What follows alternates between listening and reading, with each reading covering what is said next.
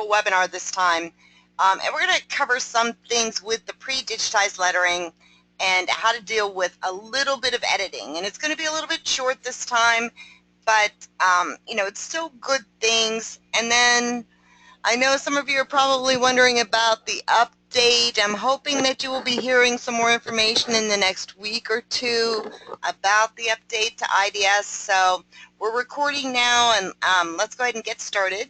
I'm going to click on my insert text, which is just the A here. For those of you that are new to IDS, you have two options when you go to insert. Here's your create menu that's all the way on the right side. If you see my mouse here, this is my create menu.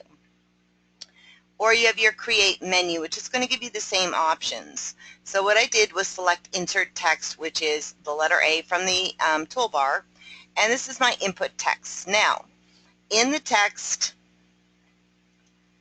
you have a couple of options.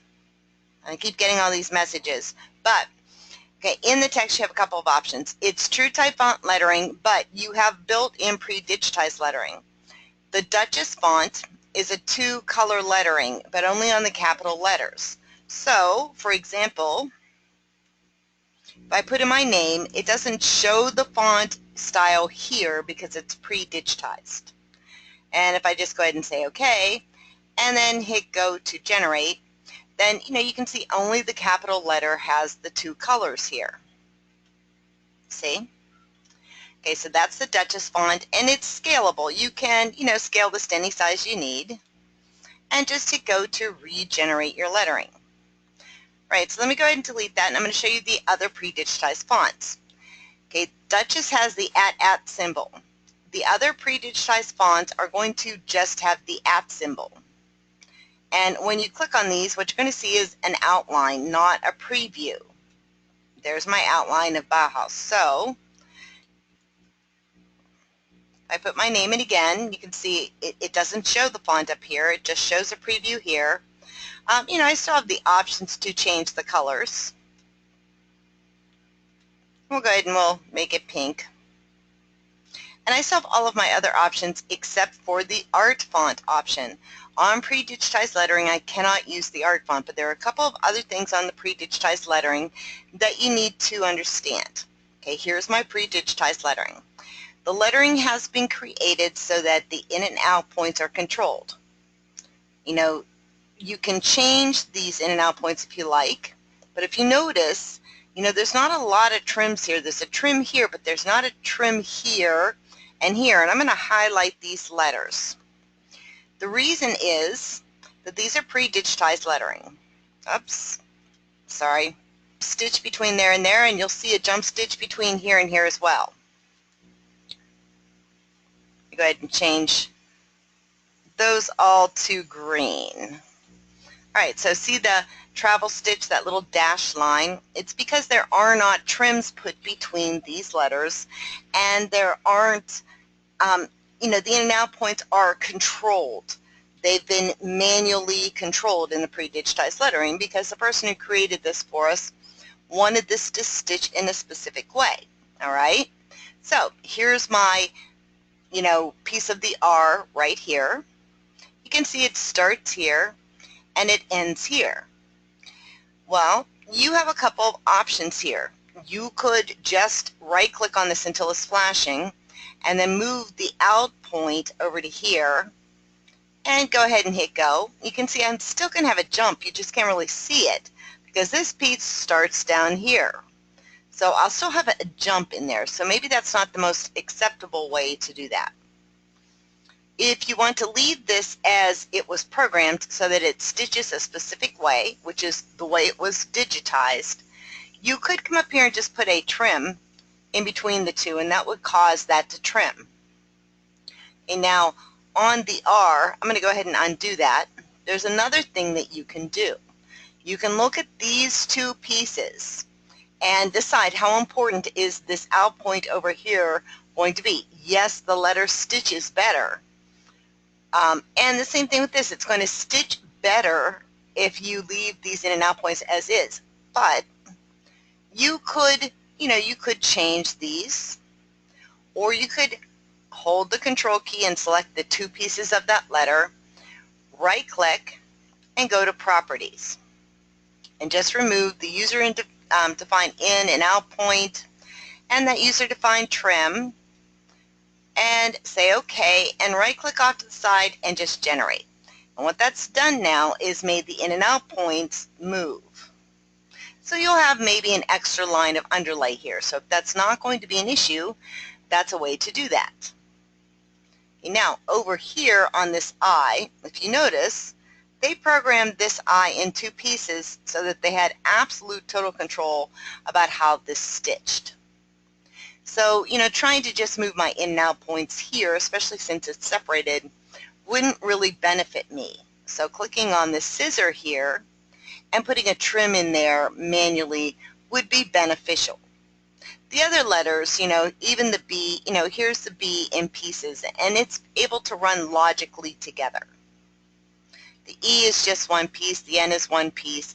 So you can see, those are easier ways to control some of these letters. Now, even if I change them, I still have the ability to go in and edit and, use all of the lettering features. So on the pre-digitized fonts, you have a couple of different options. Now, I do want to talk about a little bit of editing with fonts too, not so much a pre-digitized, because these pre-digitized fonts have been digitized professionally. And, they're designed to look this way. But you can see, like, even in here, there's going to be pieces. So some of these fonts, you're going to have to decide if you want to put trims in or allow the program to control the in and out points. However, on your true type fonts, you don't always have those options. On the true type fonts, the ones with the TT, or if you might have like a little symbol beside them, besides an @ symbol. Like you'll have, on here I don't have them, but you'll have Adobe fonts that have the, little postscript or open type font symbol with the little @ symbol. The only pre-digitized fonts are going to be the ones with just the @ or the @, no symbol on the side. But on your system, you can have all of these pre-digitized fonts, and some of them can be pretty fancy or pretty plain. I'm going to go ahead and go with this Arial font for right now, and I'm going to start looking at how to edit letters so that they perform better for you. And we'll start with an L, a lowercase e, an uppercase E, a lowercase t, and we'll start there, okay? Let me go with the lowercase g as well. All right, so here's my letters. Nothing fancy to them. They're just basic letters, but I'm going to change the color so you can see this a little bit better. And let me turn off my thread catalog too so that I get exactly the color I want. Okay, so there we go. There is, our lettering, and it's, a little bit easier to see. Let me get up to, zoom the whole design. And if you really look at how this is stitching, I'm not going to go into 3D view. I want you to look at how this is stitching here. The L is going straight across here, straight here, and then it begins to slant and slant and slant, and it slants down into this corner. And then it slants and slants and slants and slants, and then it begins to go straight. That has to do with the number of blocks in this letter. And what that means is when you create a satin area, such as lettering, the satin area is created by blocks, and blocks are 4 points in total. So let's go over to our editing view for satin, which is View Angle. In View Angle, I'm able to see these green dots and these red lines. So here's one set of dots and a direction line. That's my stitch direction. And there's nothing between this and this one, so this is my second block with the 2 points in my stitch direction. This is one block. It takes 4 points to make a block. So this is one block, and what I'm telling this block to do, stitch-wise, is to start straight. And when you're done, be at this angle. So I'm telling this to stitch and navigate to this angle on a fill direction, which is why I have that slant as it progresses down this column. So if I want to change that, I need to use my angle editing tools. to access the angle editing tools, I need to be in View Angle, which is the second view icon, and then I need to access the angle menu. The angle menu, once this icon here is selected, the angle menu is going to be right here. Or I could come over to the shaded area I've selected and right click and say, get to the angle menu as well. So here's one way to get to that angle menu, or I can go up here and get to the same menu. So what I want to do is I want to add a stitch direction guideline. I don't want to set blocking direction. I want to add direction to it. Okay, set blocking direction is going to let me control the direction within a block. But, I can't really use it for this. I need to control this direction better, so I'm going to add a stitch direction guideline. So I select that option, and I come over here, and I don't want to go right in this corner like this and draw this. I want to be up a little bit. So I'm going to left click and hold my mouse button down and just drag that line across there. So now what I've done is define a new block from here to here, and from here to here is one block, and I've told it to stitch absolutely straight. From here to here and here to here is going to be another block, and I'm telling it to start straight and to angle. So remember, to get out of your tools, you press Escape, and I'm going to go ahead and generate this so you can see what it looks like. So you can see that new block I created by adding the line down here has allowed this to stitch straight, and then to begin straight and to angle here. Now I haven't changed anything here, so let's go back to View Angle. So what I have is, here's my block starting segment, or starting lines and nodes, and here's the end. So you can see that block is still going to start at an angle and navigate to straight, unless I right click and add a stitch direction guideline. So let me go ahead and left click and drag that stitch direction guideline across here. And remember to press Escape and hit Go to put new stitches in.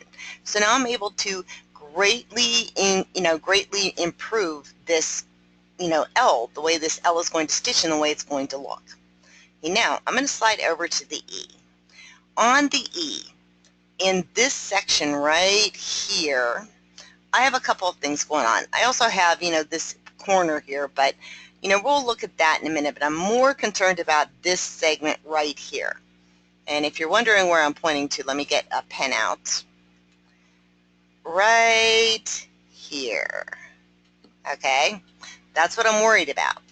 So let me go ahead and get back to my mouse. And, I want to see what I can do here. Now, if I go into View Angle, it looks like it's solid. There's no gapping here, right? Not like when I'm in Stitch View, where it shows that gap there. So if I'm in View Angle and this looks fine, then something else has to be going on. And what's going on is this.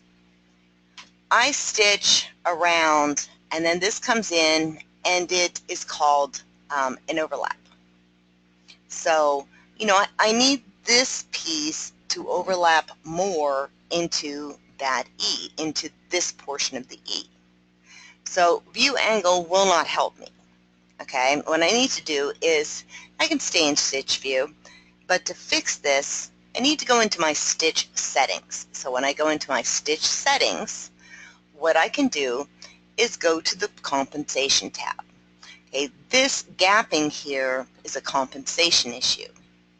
So I go to Compensation, and here's my Enable Cross, and I apologize, I think I said it was overlap, but this is a cross compensation. It's like the letter T and the letter E like this, but also the letter E that's a capital. So if I want to improve this, then what I can do is increase this value to 0.6 and apply it. And if it doesn't make any difference, then, I kind of need to look at, what's going on with that, like where do I start sewing and where do I end sewing, and see if that will improve. So let me go ahead and cancel out of this. I'm just going to select this E, and let's look at where our in and out points are. We start here and we end here. Well, I'm worried about this here. So maybe I want to start here, and maybe I want to end here. Because if I start there, that might actually change how this stitches a little bit. Oops. So if I start, maybe even up in here. So let's go ahead and hit go. And let's go back to our settings and let's see if we change this cross here or enable this overlap, what's going to happen, because what I want to make sure is that there's no gap here. Probably I won't really have one, but sometimes, depending on the font, I might. So let's try to bump this up to 0.7, and I'm going to bump this up to 0.6 and enable it. Okay, put a check mark in this and click apply. And I don't seem to be seeing any significant difference. So let me look at this in 3D. I'm not sure why my program is misbehaving. I can see it in 3D. I'm not sure why it's not showing on my screen in regular view. But I can see that, that's not going to be there. There's been some increase here versus the way it was. And I'm not sure why it's showing in that fashion. But, look at it in 3D and make sure that there's not going to be a gap in here. So I'm going to go ahead and pause for a second. Barbara's asking about the new release, and all I can say is I'm hoping they give you more information in the next week or two. That's kind of when I anticipate some of the information being released. So, that's kind of all I can really say about the new upgrade. So, all right, so now there's some things I can do with this as well. If I really want to make sure things are improved, I'm going to look at these blocks. And see, I have the same problem in here somewhat. It's not as bad here, but it certainly is here. So I go into View Angle, and I can right-click and say, you know what, let's go ahead and add a stitch direction guideline right here and make this stitch straight. So I'm going to press Escape and hit Go. You can see I've been able to improve this section right here. Because if I look at what it was like before, see that angle? Let me go ahead and redo it and you can see that's a little bit straighter. Now there's other things that I can do with View Angle and lettering that help improve my stitch quality. If I go into View Angle, I come down here and I right click. Now I'm going to want to apply this first, or any major reshaping first on my letter before, I add these, these block lines. So bear that in mind. But I can always say, you know what, let's edit a corner, because technically this is a corner, and all I do is select Edit Corner from the Angle menu, and I drag around the corner, left click and hold, and drag around that corner, and I get this menu. Now if I don't drag around correctly, and I go like this, or go like this, kind of surprised I got it there. You want to try to just target the corner. And I can make any changes here, like, I don't want a cap corner necessarily. That's going to string that across there. Right now, this is what corner we have. You can tell if you look, it's depressed, indicating that it's selected. I could try this corner and see if that gave me the stitch type that I wanted. And I may want that sometimes for specific lettering. Or, these are kind of small letters, but, I could always say, really, let's go ahead. Let's see what this corner does. What does that look like? Does it give me what I want? It's going to be up to you to decide what is going to stitch best for what you need. This would give you a very crisp point on that E where, maybe going around the angle, which was the original setting, might not give you as crisp a point there. So I'm going to go ahead and take it back to the original one. You can see I've lost all my editing in there. So that's why I said before you change the corner, or before you do a lot of work, if you need to edit a corner, use that Edit Corner option first. I can also use that corner option here because there are two corners. Will it help me? Depends on what you're doing. Let me go into View Angle, and I could say, well, let's edit this corner. Here's a corner right here. If I do a cap corner, I'll show you what that looks like. That's usually on A's, M's, and W's. it won't tell me, or it'll tell me I can't apply it to this particular corner. So I can't apply something that won't work. You know, it won't let me do that. It's just a matter of whether or not I like the corner and the effect. So if I did this corner, I would certainly get a different effect than if I did this corner. So we have two different corners on here, so you can see what the difference is. That's going to give me a crisp point, and I'm going to ignore this little overlap because that's pull compensation showing. This will give me a very crisp point. However, I wouldn't want my out point to be here. I might want my in point to be up here. But my out point, I would probably want to be, down here. And the reason is, see how that lays a little bit better once I move that in and out point? I'm talking about this section right here. So let me kind of zoom in a little bit. I zoom in right here, okay? You go out of 3D so you can see how that's behaving? Here it is in 3D. Now I'm going to go back and undo what I just did. And this is what it looked like before. There was that little overhang there. So when I move those in and out points and regenerate, now I get that to lay the way I want it to lay. Now, another thing I can do, if I really wanted to stitch exactly the way I want it, and the letter is giving me, some significant problems, well, I can always slice it up. And we're going to cover that in a second. But first, let's get over to this T. This T is not doing what I want it to do. First off, that post is a little bit short. If this were small lettering, I would lose some detail. But it's also not stitching straight across. This is stitching straight up and down. And then on top of that, I've got that angle thing going on like I had in the L. So I've got multiple problems. These are too short. This is not stitching the way I want it to stitch. And then I've got this issue up here. So I go into View Angle. And remember we talked about the blocks. Now up here I can fix this pretty easy. We've already covered that, but I'm not going to do it till the end. What I want to fix is this block right here.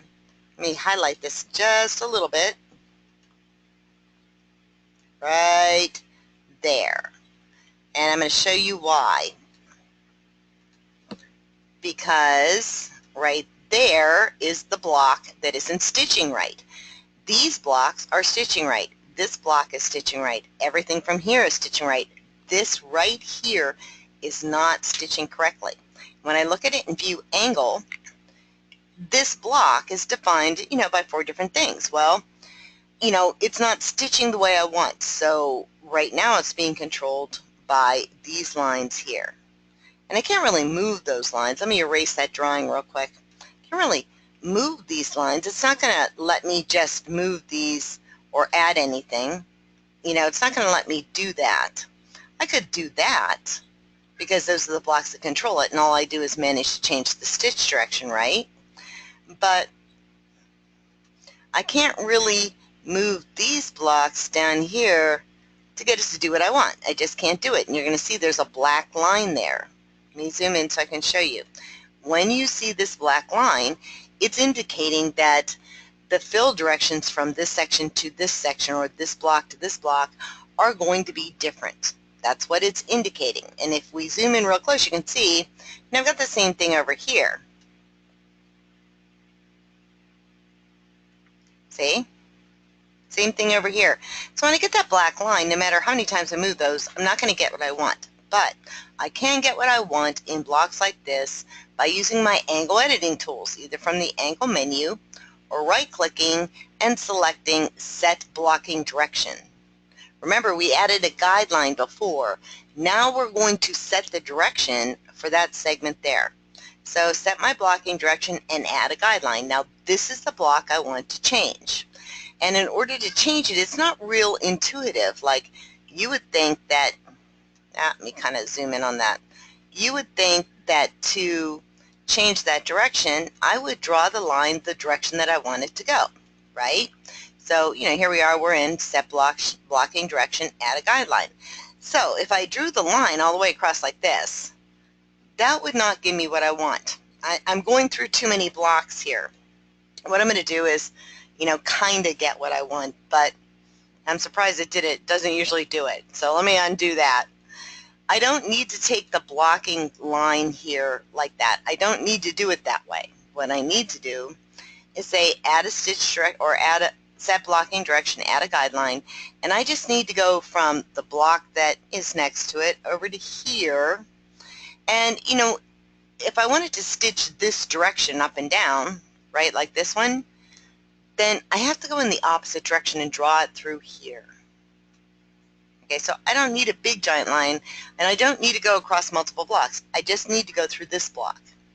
Then I press escape and I hit go. And I'm going to go out of 3D so you can see my stitch directions now changed, right? But I might have the same problem. There's my endpoint, you know, which might not be what I want. I might want the endpoint here or even down in here. And you know, it depends on the letter next to it, but you guys have trimmers on your machine, so use the trimmers, right? And I might want that out point to be up here because I want this bar to stitch last. So I'm going to show you in 3D before I generate what's going on. Okay, see, even though this may stitch just fine, you know, I've got this compensation thing going on here and it might show. So once I move those in and out points and I hit go, I control the way that stitches. So now you understand why on the pre-digitizing letters, or pre-digitized letters, why they control those in and out points. So when you use those, if you're going to change those in and out points, think logically about it. Now I still have a little bit of editing here. I'm going to go into view angle, and I want this to be a little straighter. So what I need to do is get rid of this and just kind of move it up here. I'm just going to drag it to a point. But that won't give me what I want, because what I've told from here to here is straight, straight, straight. Oh, start angling to that point. So I still need to right click and say add a stitch direction guideline. Remember, the blocking line controls the block. Add a stitch direction guideline is going to let me control the fill direction. Now I press escape and hit go, and my T is going to look a lot better. See how that's going straight, straight, straight now versus the angle that we had before. Remember, there was the angle that we had before. So once I edit that one angle and add the blocking or add the stitch direction guideline, I'm good. And here I added a blocking line. So those are some quick ways to improve the stitching of your lettering.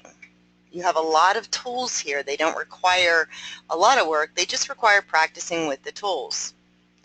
Sandra, what part do you want me to repeat again?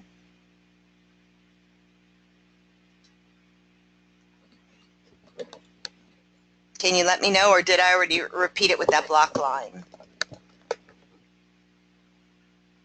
Changing the block direction? Okay. All right, let me go back to that real quick because I can do that really, really quick. So let me zoom in on this. Okay, I'm going to just delete these right here. I'm going to delete this block line. All right, so what I've got is this.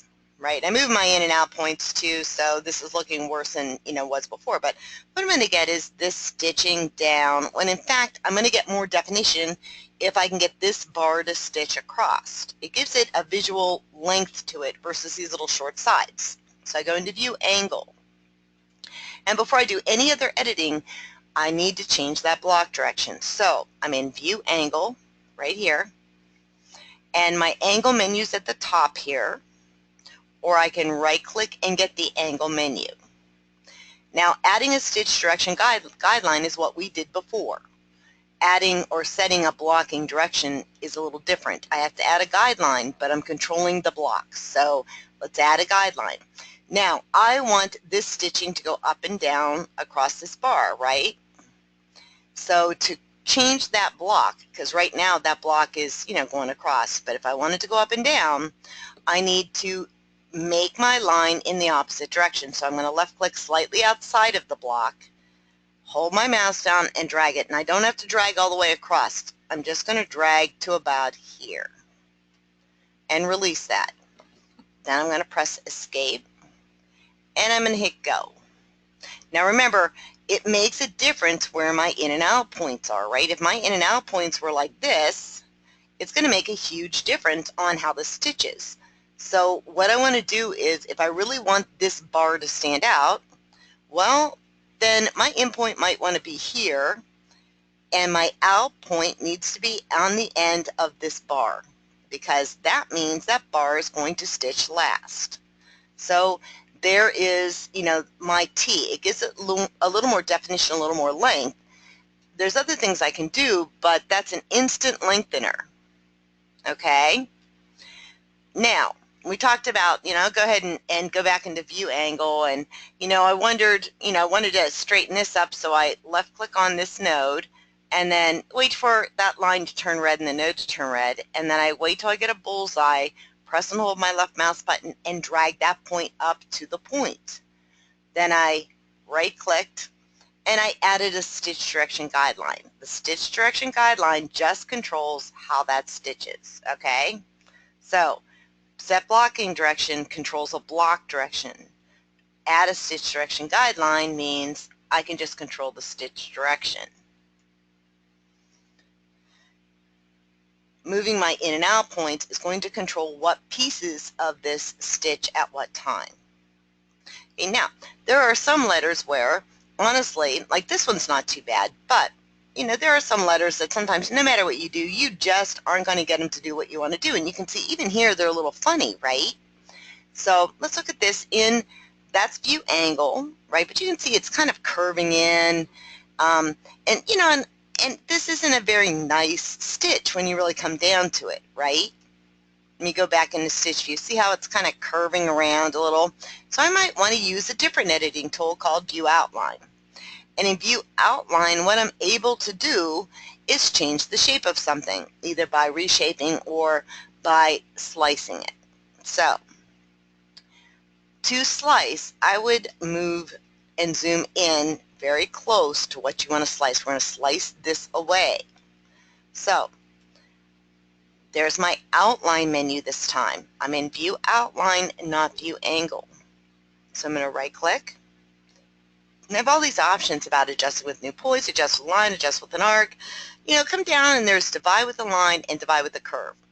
Divide with a line is 2 left clicks, boom, you're done. Divide with a curve can be left for straight or right for curves. Sometimes you have a little more control with this. For example, I could start out here and come in and get pretty accurate on that corner, right? If I make a mistake, I just backspace. But there's my corner, so now I can come straight down, and I'm just left clicking because I don't really want any curves, right? And I can left click on that corner pretty good and come out here. I need to start outside and end outside for any of the dividing tools. So now I've divided this, and I'm going to press enter. And if something happens like that, don't worry, just come back here and do it again. You don't get out of that tool unless you escape. So I can come up here and click there, and let's see if that'll divide. And there we go. So now I'm going to press escape. And this is what I have. I have 2 distinct pieces here. I've divided them out, right? There's, the first part of the G, and here's that second part. So let me kind of zoom out on this. See? So now I have a little more control. Like, for example, I can make sure that this is stitching straight up and down, right? See, that's pretty straight up and down now, right? I can also control where these stitch. Like right now, there's my outside section, and here's that section I cut away, okay? So if I come over to the film strip, left click and hold that, I can just drag it into position above that second piece and hit go. Now, this piece here I might want to clean up a little bit. Although, if I look at it in View Outline, it's looking pretty straight. Let's look at it in little edit mode and see that little bobble there? Well, no biggie. From here to here is where I cut. So I've got a couple little bobbles. I'm in View Outline. So all I have to do is say, I'm in edit mode too, and I can still get to my outline menu. So all I have to do is say, let's adjust with the line, because I want this to be perfectly straight. So from here to here. And I'm just left clicking on the outline until I get these green points. There's my first point, my second point where I want to adjust, And if I mouse over the line I want to adjust and left click, that makes it perfectly straight, and I can press escape to turn off that tool and generate. So now I'm getting this a little bit neater. We'll move these out points to adjust as well. Let's go back into view outline. So now I have this piece here, and if I look at this, this is pretty clean. I might have a couple little bobbles here, right, extra points, and no biggie. I'm going to pull those over anyway because I want this to be a little more underneath, maybe not quite that much, but a little more underneath of this. And I do apologize. Sometimes my mouse just does not behave in the webinar recording. I'm not sure why. So I've got those. Now I still have this little extra bobble thing here. So, you know what, just right click and delete a point. And if you get a message like this, don't panic. Just say yes. And come over to this line and right click on it and curve it to where you want it to be. And I'm going to go ahead and say yes on that too. Let me slide down a little bit. Okay, so I right clicked on the line and I can curve it up and I can curve it down. And if you keep getting that message, just come over to this point and delete it. Just say yes. So now, you know, I've got that adjusted. And the same thing up here. I've got a couple little bobbles. Right click, delete, right click, delete. And what I end up with is a pretty decent looking G section. I pulled these in a little bit so that, you know, there's a little more compensation on this split letter. And anything you don't like in here, like these points here, just right click on them. Get a bullseye, right click and delete. And that'll give you, you know, the ability to smooth that letter. So now let's go to 101, right click off to the side and let's hit go. So now I've got my G controlled, and let's look where our in and out points are. There's my in and out point, and there's my in and out point, right? Well, I can control this better if I really want to. I could say, you know what, I want my out point to be up here, and I want my in point to be here, or, you know, in this vicinity, and my out point to be down here, or on the edge of that. And then when I right click off the side and hit generate, you can see my letter cleans up just a little tiny bit. So sometimes those little editing tricks and those, you know, little movements of your in and out points or splitting the letter really do make a difference, especially when you're dealing with a true type font or an image of a font that doesn't always want to behave for you.